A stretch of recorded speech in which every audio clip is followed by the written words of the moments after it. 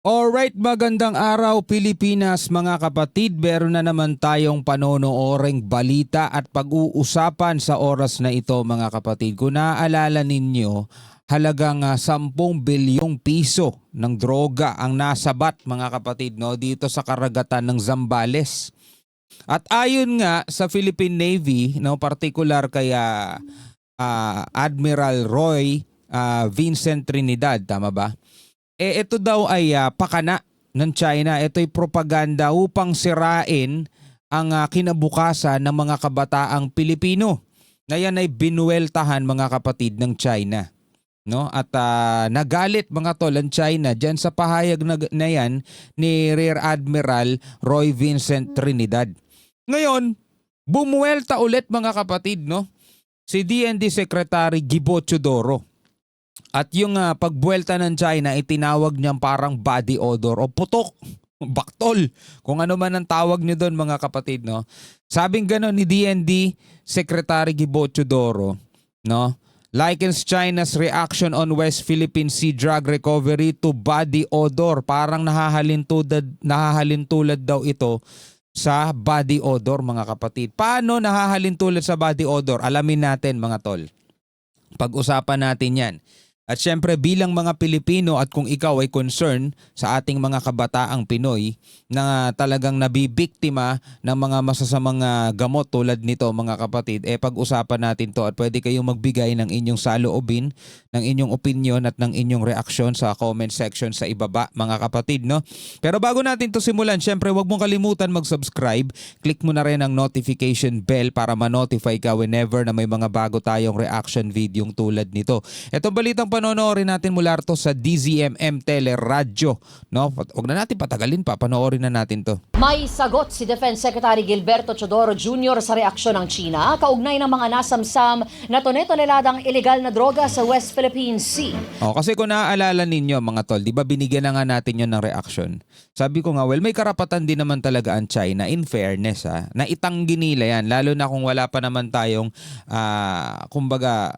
Kasi mga kapatid, kahit may ebidensya na ang nasa batas kasi talaga hanggat hindi napapatunayan sa korte, kasi korte lang ang pwedeng humatol Hindi napapatunayan sa korte, nananatiling inosente ang nasasakdal. Sad to say mga tol, ganon. Kahit na halimbawa may CCTV na, kitang-kita ikaw talaga nagtapon, ikaw talaga gumawa nun, pero kailangan pa rin niyang hatulan ng korte.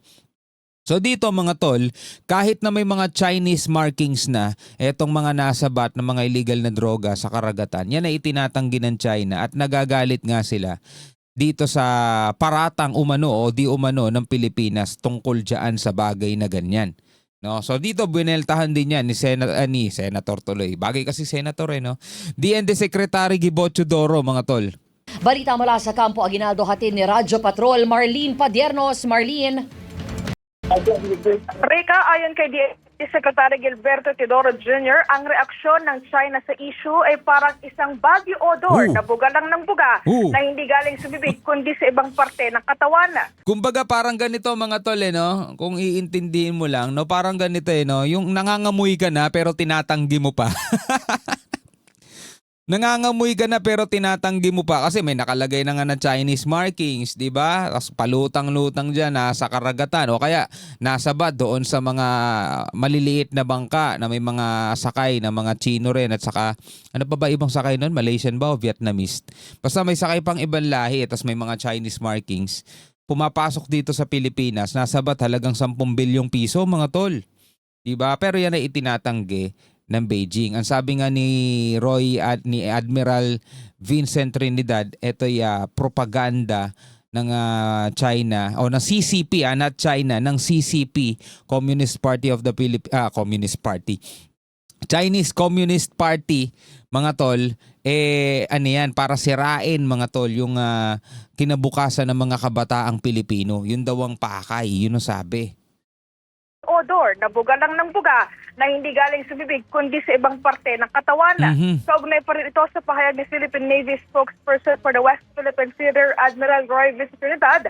Napakana ng Beijing ang mga nare-recover na toneladang shabu sa dagat na sakop ng bansa na layuning sirain ang buhay ng kabataang henerasyon ng Pilipinas. Bagay na binweltahan ng China at sinabing mas maiging makapag-usap na lamang umano ang mga opisyal sa kanila para maplansya ang gusot. Sabi ni Teodoro, hindi nakakagulat pa ang naging reaksyon ng China dahil ito, aniya talaga ang kanilang normal na gawain. Yan galing mismo kay DND Secretary Gibo Teodoro. Hindi na nakakagulat na ganyan ang reaksyon ng China. Gawain na nila yan Yun ang sabi niya mga tol. Di ba? Pag nahuli sila, pag nahuli ang China, ang sagot nila lagi ay buga. Buga. No? Buga. Yung mabuga at ngunit, yan na lang ang ginagawa nila palagi. Ngunit itong buga na ito ng China, dahil nahuli sila, hindi galing sa bibig ito. Galing sa ibang parte ng katawan na bumubuga. Hindi sa bibig. Parang mga kapatid, parang halimbawa yung mga gawain nila sa West Philippine Sea. 'Di ba? Mga barko natin, babanggain nila. Tapos kapag inilabas natin yung video, kitang binangga tayo ng mga barko nila. Ganun din, buga rin sila. Sabihin nilang tayo ang bumangga, tayo gumitgit, tayo lumapit. Pinagtatanggol lang nila yung kanilang karapatan, yung kanilang soberanya, yung kanilang teritoryo. Tayo ang magulo, tayo ang punot dulo ng gulo, tayo ugat ng kaguluhan, tayo nagpo-provoke. Alam mo yun, lahat na lang tayo mga kapatid. Sila puro buga. At mahilig nga sila magbuga ng water cannon. No? Yan ang tinig ni DND Secretary Gilberto Teodoro Jr. So yan ay kaugnay mga kapatid dito sa nahuling ang toneladang ipinagbabawal na gamot sa West Philippine Sea. Ano sa tingin nyo mga kapatid? Ito nga ba'y pakana ng Beijing mga tol? Ano sa tingin ninyo? Comment kayo sa ibaba. Ngayon sa ibang balita mga kapatid. Dating Senator, kasi natalo siya Dating Senator Tolentino mga kapatid ay pinatawan ng parusa ng China. Anong parusa kaya ang ipinataw sa kanya? Balita ko hindi na siya pwedeng pumunta ng mainland China. Binigyan siya ng sanctions. So sabing ganito ni Senator Tolentino, tinatanggap ko ang ipinataw na parusa ng China dahil sa aking pagtatanggol sa mga karapatan. Ako. Lagi pa naman tayong nagre-reaction tungkol sa West Philippine Sea. Baka bawal na rin tayong pumunta ng China. Wala rin naman akong balak pumunta doon. Tinatanggap ko ang ipinataw na parusa ng China dahil sa aking pagtatanggol sa mga karapatan, dangal at soberanya ng sambayan ng Pilipino sa West Philippine Sea. Sabing ganon ni dating Senator Francis Tolentino. Bago natin to panoorin mga kapatid, ikaw ano ang masasabi mo? Sad to say mga tol, hindi siya nanalo sa panibagong termino ng pagiging senador. So hindi niya maipagpapatuloy yung kanyang laban na isinusulong dahil nga hindi siya nakapasok Pero tuloy natin tong balita, panoorin natin to. Tinatanggap ko ang ipinataw na parusa ng China dahil sa aking pagtatanggol sa mga karapatan, dangal at soberanya ng sambayan ng Pilipino sa West Philippine Sea. Ito ang mismong pahayag ni dating Senador Francis Tolentino sa sanction o parusa na ipinataw sa kanya ng China. Kasunod ito ng pahayag ng Chinese Foreign Ministry spokesperson na may ilang politiko sa Pilipinas na kontra sa China na naglalabas anila ng malisyosong pahayag at aksyon sa mga isyu na konektado sa China na nakapipinsala sa naturang bansa at relasyon nito sa Pilipinas. Actually, hindi naman yung mga politikong kontra sa China o yung mga balita na hindi pabor sa China ang sumisira sa relasyon ng Pilipinas at ng China, kundi yung mismong mga gawain nila. Sa totohanan lang tayo mga tola, real talk. Diba? Real talk lang mga kapatid. Unang-una, wala sanang arbitral ruling. Number 1 yan wala sanang arbitral ruling kung ginagalang sana ng China yung 1982 UNCLOS. Doon pa lang mga kapatid wala sanang problema o wala sanang issue ang Pilipinas, China kung nire-respeto lang sana ng China yung pinirmahan din naman nilang kasunduan. 'Di ba? Sabi ng UNCLOS, Pilipinas, tinakdaan ng 200 nautical miles exclusive economic zone. Do meron tayong mga overlapping sa exclusive economic zone ng ibang bansa. Pero ibang kaso kasi dito sa China, hindi exclusive economic zone ang iginigiit nila dyan, kundi yung inimbento nilang 9-dash line na 2023 ba o 2024, ginawa pa nilang 10-dash line. Yun yung iginigiit nila. At hindi exclusive economic zone ang tawag nila doon, mga tol, territorial waters. O kita nyo. Patuloy ang pagtayo nila ng mga artificial island tulad ng Vietnam, mga kapatid. Sa South China Sea nagtatayo rin ng Vietnam. Pero ang China, mga tol, sila yung agresibo. Yung mga barko natin, wina-water cannon, pinagtatabo yan kahit na 90 nautical miles mula sa baybayin ng Pilipinas, pinagtatabo yan nila. Ngayon, ano sasabihin nila? Yung mga Tolentino ba sumisira ng relasyon? Yung mga balita ba ang sumisira ng relasyon? O yung mismong kanilang ginagawa na ayaw nilang ibinabalita, di ba? Sila mismo yung sumisira ng relasyon ng Pilipinas at China eh. Bunsod nito, nagdesisyon anya ang China na magpataw ng parusa laban kay dating Senador Tolentino dahil sa hindi pangkaraniwang asal nito sa China-related issues. China decides to impose sanctions on former Philippine Senator Francis Tolentino for his egregious conduct on China-related issues and prohibit him from entering the Chinese mainland, Hong Kong and Macau. Nako. So bawal na siya pumunta ng mainland China, Hong Kong and Macau. So hindi na makakapamasyal diyan si Senator Tolentino, mga kapatid, no? Chinese Foreign Ministry spokesperson, yan ang sabi. Pinagbawalan rin ng China na pumasok ang dating mambabatas sa Chinese mainland, Hong Kong at Macau. Ngunit para kay Tolentino, ang naturang parusa ay isang karangalan at patunay ng kanyang paninindigan na protektahan ang pambansang interes at dangal ng mga Pilipino. So sa iba kang bansa ka na lang pumunta, no? Ka na lang, sa Taiwan, sa Japan, sa Korea. Magaganda rin naman dun. Nanindigan din ito na patuloy na ipaglalaban ng nararapat sa bansa kasama ang mga kaukulang ahensya ng pamahalaan at mga mangingisda. Wala anyang dayuhang puwersa ang makapagpapatahimik o makababawas sa kanyang determinasyon na ipaglaban ang soberanya ng Pilipinas at ipinagmamalaki nito na siya ay Pilipino.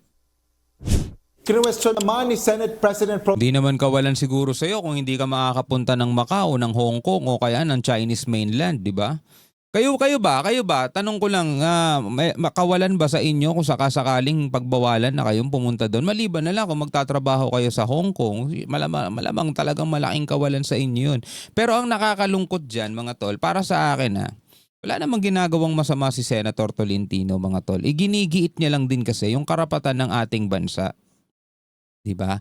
Iginigiit lang naman niya, mga tol, yung karapatan ng Pilipinas, yung right to access natin dito sa ating soberanya o dito sa ating exclusive economic zone na itinakda, mga tol, ng international law. Yun kasi yung kailangan talagang galangin, lalong-lalo na kung signatory state ka. Diba? Ano ba meaning ng UNCLOS o ng UNCLOS? Diba? United Nations Convention on the Law of the Sea. Batas sa karagatan, pinagkasunduan ng mga nasyon, mga tol. Pumirma dyan ng China eh. Ba't hindi nila ginagalang, hindi nila nire-respeto? Anong klase yun, di ba? Kaya nga tayo meron 2016 arbitral ruling kasi nga napilitan na ang Pilipinas na magreklamo na at inarbitrate natin yan. Di ba? Unang-una, hindi natin ia-arbitrate yan o hindi natin irereklamo yan kung unang-una wala silang ginawang mali. Ang problema, mga tol, 1982 yan, nauna pa yan, napagkasundo-sunduan na yan ng mga nagkakaisang nasyon, kaso hindi naman nila ginagalang Hindi nila nire-respeto. Biruin mo, 34 nautical miles o 60 nautical miles mula sa baybayin natin, nandiyan na mga barko nila. Anong klase yun? Diba? Pro Tempore Jinggoy Estrada ang aksyon na ito ng China.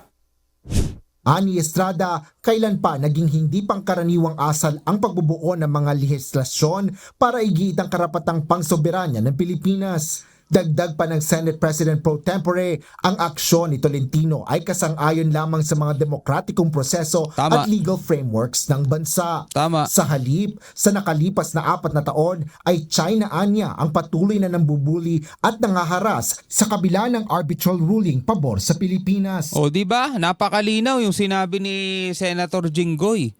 Sa loob ng 4 na taon o sa loob ng pamamalagi sa katungkulan, for example, nitong ating administrasyon ngayon, mula nang maupo si PBBM mga tol, sino ba agresibo? Diba? Kailan ba pumalag ang Pilipinas sa kanila? Ibini-video lang ng Pilipinas at ine-expose ng Pilipinas yung kanilang mga ginagawang illegal claims. Hinihimok nito ang Department of Foreign Affairs o DFA na ipatawag si Chinese Ambassador to the Philippines Wang Xilian para magpaliwanag sa naging aksyon ng kanilang pamahalaan. Ayon naman sa DFA, bagaman karapatan nito ng China, hindi ito nakatutulong para sa pagpapanumbalik ng tiwala at magandang ugnayan sa pagitan ng dalawang bansa. Kaya nga paano ka magtitiwala sa China eh? Asher Kadapan Jr., UNTV News and Rescue. Diyos ang aming san. Alright mga kapatid, bilang mga Pilipino, ano ang masasabi nyo dyan? Sa tingin ba nyo ay nararapat ang ipinataw na parusa ng China dito kay Senator Tolentino? No, well, again, mga kapatid, hindi naman kawalan kung kay Senator Tolentino, kay dating Senator Tolentino, kung hindi na siya makakaapak ng Macau, ng Hong Kong o kaya ng mainland China. Kung wala naman din siyang business doon, di sa ibang bansa na lang siya mamasyal, di hamak na mas magaganda pa, di ba? Anyway, pwede kayong magbigay ng comment, pwede kayong magbigay ng inyong opinion o reaction sa comment section sa ibaba. Maraming salamat sa inyong panonood. Hanggang sa muli, ako nga pala si Shobal D. Peace out.